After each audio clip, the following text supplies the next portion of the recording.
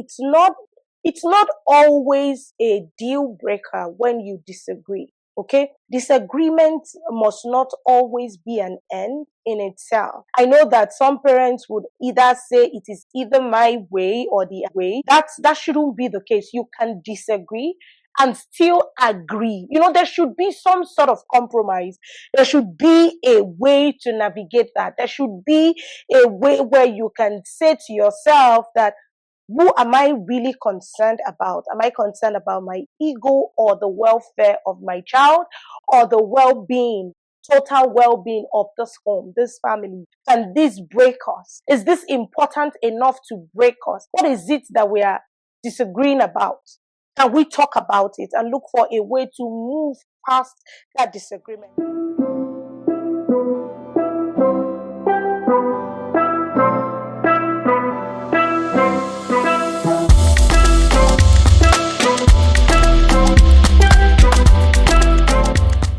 Hi guys, welcome back to another episode of Conversations with Francesca. It's Francesca, and today we're going to be talking about parenting. So we're still talking about parenting, but this time around we're looking at when both parents have differing opinions, different views on parenting. So let me give you a background story. I was having a conversation with a parent, a dad actually, and then he was saying, "Oh, Francesca, I'm watching your podcast, but there are some areas that I kind of do not agree with in terms of parenting, and that what happens in a situation where both dad and mom are not agreed on a parenting style." And I'm like, okay, this is probably something that I should jump on and discuss. So I told him I was going to have an episode and I will talk about that. And I will talk about how we can actually navigate that area. So both parents, you don't have to agree to be able to parent your child. Okay. Disagreement is not always a bad thing, really. And so I think what I'm looking at talking about today is what I'm looking about discussing today is whether or not you can parent your child together even when you're not agreed on a parenting style. And in this episode, I'm not talking about parents that are separated. Okay, I'm actually not talking about co-parenting. In one of my episodes, I discussed co-parenting. I discussed how parenting a child in a broken home can come with its pros and cons and all that. But in this episode, what I'm focusing on is parenting a child by two parents. They are together. All they just have is differing views, so their opinions are different in terms of how they view things, their outlook. How should we discipline a child? What amount of screen time is enough? What amount is too little? Food, those kind of areas. Where should we set boundaries in terms of what children can do? Where should we draw the line? Those styles, when we talk about how does mommy do this and how will daddy prefer that this be done, these are the things that I'll be discussing today. One of the conversations that I had with my husband recently, and it was in terms of parenting, really, in terms of what we can disagree on. I'm one of those moms that I believe that my children should really be well fed. So if we want to go to bed, you have to eat. I don't care if you've had something before, but I would still insist that you have more to eat. So, but my husband is not of that view. He believes that if a child says they've had enough, then they've had enough. If a child says, oh, they're full and they don't want to eat, then that's it. They're full, they don't want to eat. I do not agree to that. I believe that sometimes children will just say that they are full because they're trying to avoid food, and they just want to get on the next thing, play. So I would always insist that you have to eat. If we're having dinner, then you have to have dinner. If we're having this, then you have to have this. Even if you've snacked, I still believe that you should have a proper meal at every point in time. Okay? So let's talk about parental alienation. Now, in discussing in discussing differing views, differing opinions in terms of raising a child, one thing that I stumbled on is parental alienation. And I was wondering, okay, what is this? What is parental alienation? How can you say that one parent has been alienated from their child? What does it mean? And in the course of reading up on that, not a formal term, so to speak, but people just use that words to describe a certain behavior. So that's when one parent is actually bad mouthing the other. Um, you know, your daddy can be like this. Your daddy can be really difficult. Your daddy can be this and that. Saying things to the child that will make the child take a position against the other parent and then align with them. You know, while this may not be very prevalent in a two-parent household, um, it may be more common in a broken home, in a broken situation where the marriage is broken down. One child is living with the other parent, and the other parent has maybe visiting rights, or there is some sort of shared custody where either of them are discussing parenting styles or whatever, or what will work for a child. So one parent might just use that opportunity to badmouth the other parent such that the child favors them. Now, what they do not know is that there are lasting consequences. There are lasting, consequences. Yes, the implications can be very severe. It can take a toll on the child, on the alienated parent. The child feels sad, depressed, unhappy, don't want to be with the other parent. On the other hand, the parent can be, it can just lead to a long-term estrangement, especially when the kids are growing. And that's one of the things that this dad that I was speaking with told me, and it was like, what happens when mom is trying to make you the bad guy, when mom is trying to make you, the bad parent here, and the child looks at you and is like, that doesn't even like me, and they take a position against you. What happens in that situation? The impact of this parental alienation, like I said, cannot be overemphasized. Really, it is severe. It is severe. It is severe, and it's important that we're careful. It's important that this is not something that we're pushing forward. It is important that we avoid these situations. Make sure that you're not turning one of the parents to the bad cop all the time, and making the child feel like mommy is always on your side, daddy is never on your side. One of the consequences of that, like I said, the child begins to experience fear, trust issues. Sometimes they tend to begin to exhibit self-destructive behaviors. And why? They're trying to protect themselves emotionally. They're trying to learn some coping mechanism. Even though it's adverse, they are trying to learn it. Even though this coping mechanism is not good, they would still want something that would help them survive what that situation is. And then we know of mental illness that is everywhere. This child can grow up with anxiety. This child can grow up with depression, childhood trauma. It can just be something that this child grows up with, and it becomes a part of that child eventually. On the part of the parent, I talked about estrangement. I talked about the feeling. I talked about estrangement primarily. There's a disconnect between the dad, the child, or the mom and the child. This other parent that is estranged feels powerless. There's that deep feeling of sadness, especially when you can't do anything about it. You just feel, what can I do? There can be some resentment as well towards the other parent. Now, primary goal when we're trying to raise our children, like I used to always say, is to make sure that you're raising wholesome adults. Okay, you want to raise well-grounded individuals, so you must learn to put aside sentiments and focus on that goal: raising your child. That is primary. Raising your child. So let's talk about the reality of different parenting styles. Let's talk about the reality of different parenting styles. I've shared my own personal experience, my own story about how I have this thought about, feeding children, nutrition, how a child should be fed, how a child needs to eat, and my husband takes an opposite side. It would say that if you ask a child, are you hungry, and they say no, then that's okay. You don't have to always force them to eat. Well, I do. I would always insist that they have something to. Maybe it's the maternal thing, the maternal instinct in me, that I just feel like they can be hungry. These kids, they are kids. That's why you know better as an adult. They can be hungry. They are hungry. They just don't want to get up and go eat.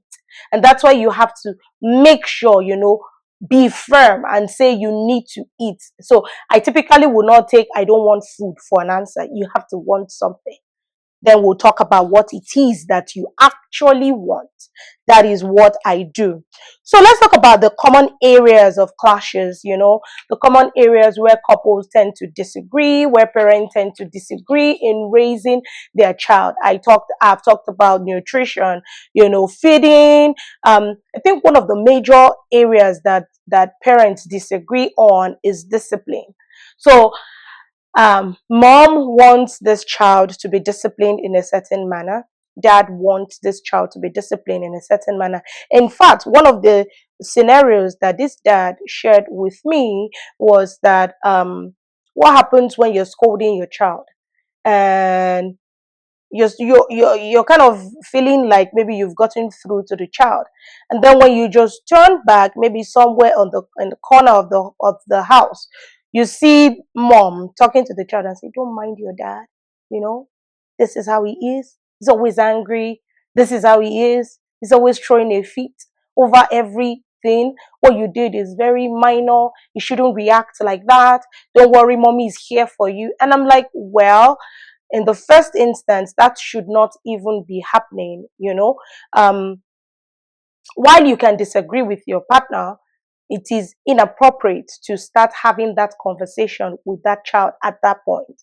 It is inappropriate to go behind your partner's back to now say, oh, what your dad is doing is wrong. Oh, this is what I would have done. I don't think what you did was bad. That is completely inappropriate. It undermines the ability of the other parent to parent that child, because children are very smart.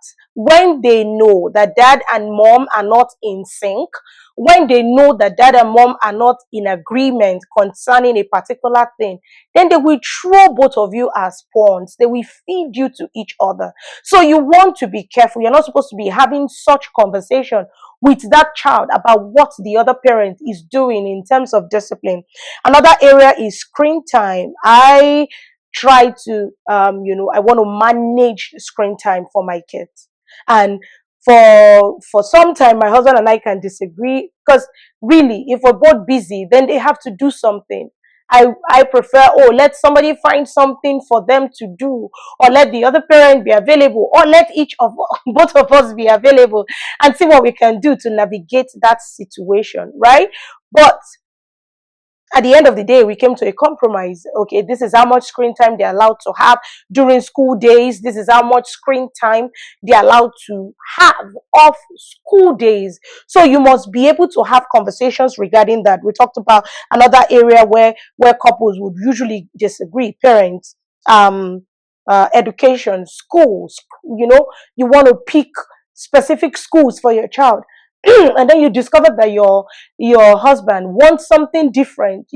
At the end of the day, there must be a middle ground. You must be able to agree, because, like I always say, focus is on the child. Know that you don't always have to agree to be successful in parenting.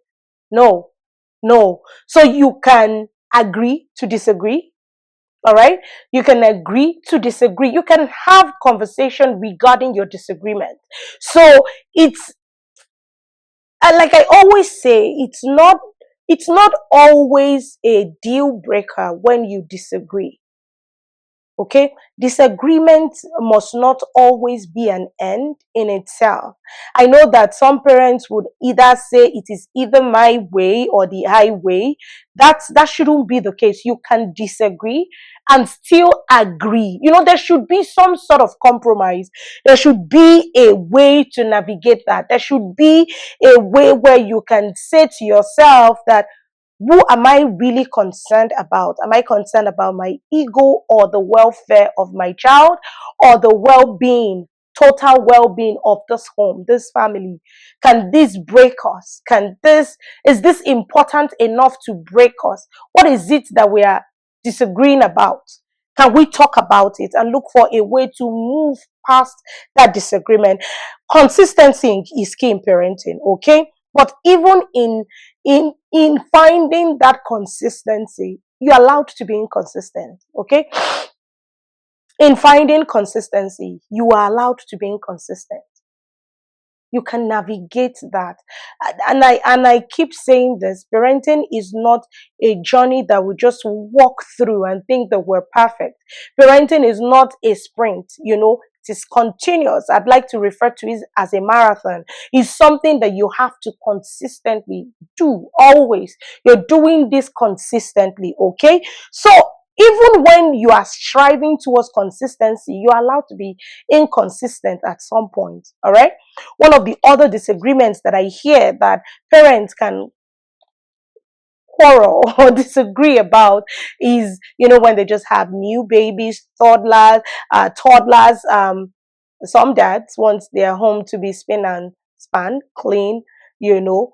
And of course, the woman is not a magician. You have toddlers, so just deal with it. Your house will be messy. That is the perks that comes with having a toddler. Okay, and if you desire a clean home, quiet, and all that, I don't know what you're trying to raise, but certainly they are not children, because kids will be kids. They will make a mess. They will be loud. Okay.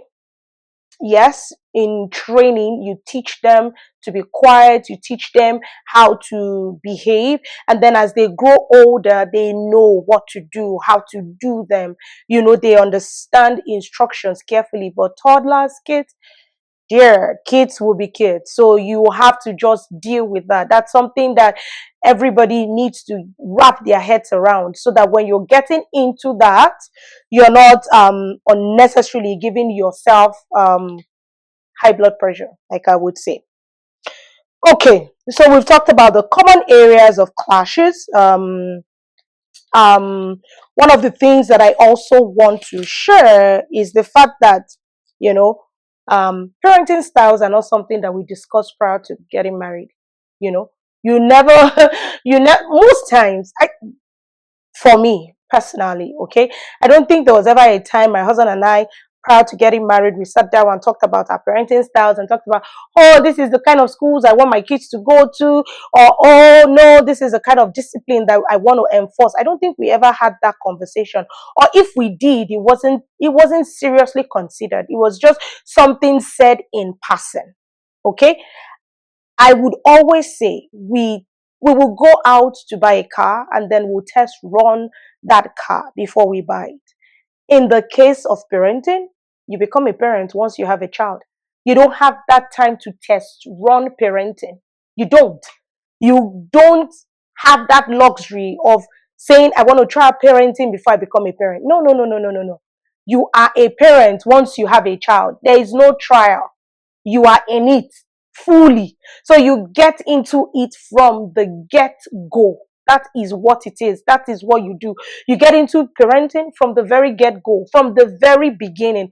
Once you have a child, automatically, as a man, that makes you a dad. As a woman, that makes you a mom. Okay? So you don't test run your parenting styles. You just get in, dive in, you know, you dive in. That's what you do. You get into the mix and you just jump. So let's talk about tips. Tips that can help you in navigating disagreements. One of the things that I want to say is be clear about your parenting style. So be clear about your parenting style. Talk about your childhood. Talk about how you were raised. Talk about how you want your child to be raised. Be clear, okay? Be clear. If you grew up in a home where I know a friend of mine is sharing with me how she knows people that grew up in a home where they typically don't have breakfast, you know, kind of like she says she sees it kind of like a childhood trauma. They don't have breakfast. Now she's raising her children, and of course, absolutely, you must have breakfast, So your spouse may not think anything about that, but talk about it. Talk about it. Talk about how you want your child to be raised or your children to be raised. Restrain yourself from criticizing the other parent, or both of you criticizing each other before your child. And while this can be difficult because sometimes something is just happening that needs you to respond in the spur of the moment, take a deep breath. I know I'm on this table, trust me. Take a deep breath. Relax. You can you don't have to break every table. Take a deep breath. Take a chill before you dive in and start to have that argument. All right. Don't criticize each other in front of the kids. Never do that. And then don't have inappropriate conversation about your partner in front of your child or with your child.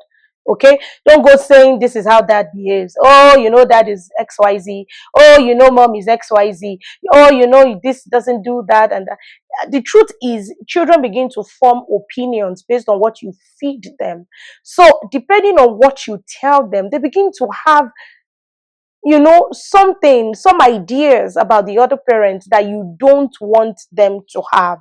They know when to intervene and save your partner from themselves. Especially when it comes to discipline. I know some parents can be, can want to go the corporal punishment way. Some are the softy, they don't want to do that. I think a mix of both, a balance of both can help.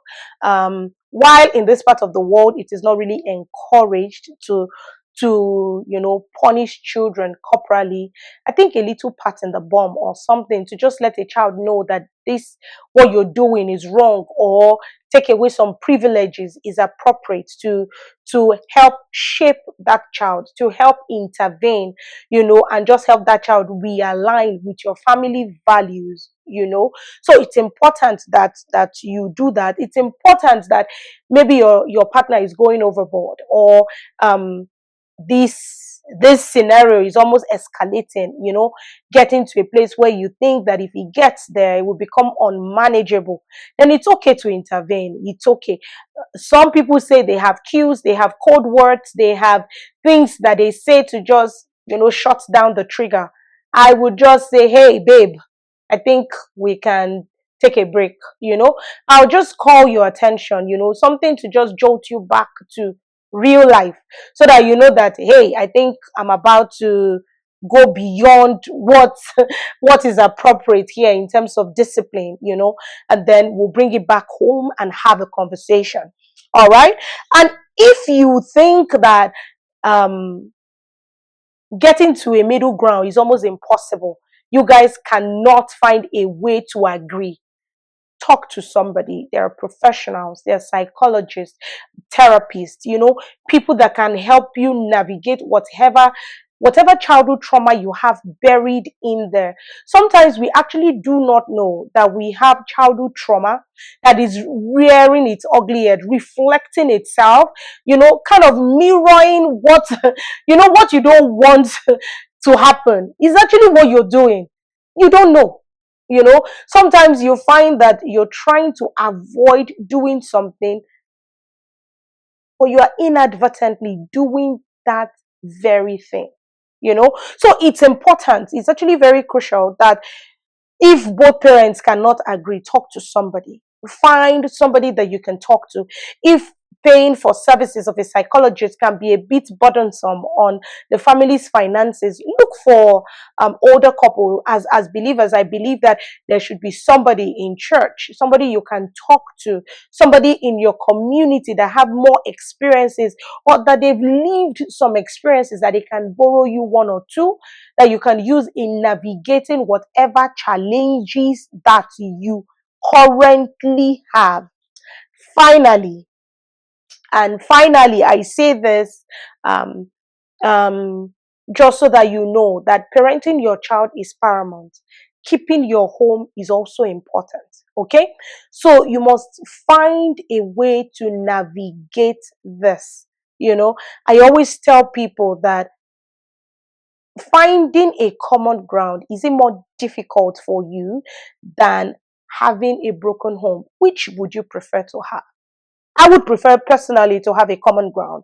I would prefer to have a conversation with my partner and say, okay, let's agree that this is how we want to do things, when it comes to these children. This is how we want to raise them, rather than let that, that situation degenerate to a point where it begins to impact the family. Okay? Make up your mind that nothing will make you give less of yourself to your child. At the end of the day, let that goalpost be in front of you. Parenting a wholesome child, raising an adult that is whole, is your goal in all of this. So don't let that, don't be distracted. Don't let your personal ego take priority over the well-being of your child. All right. So I hope this point has helped. I hope that you would find a way to navigate disagreements even when you're parenting your child. Till I see you again, it is still me, Francesca, on Conversations with Francesca. Have a rewarding rest of the day. Take care. Bye.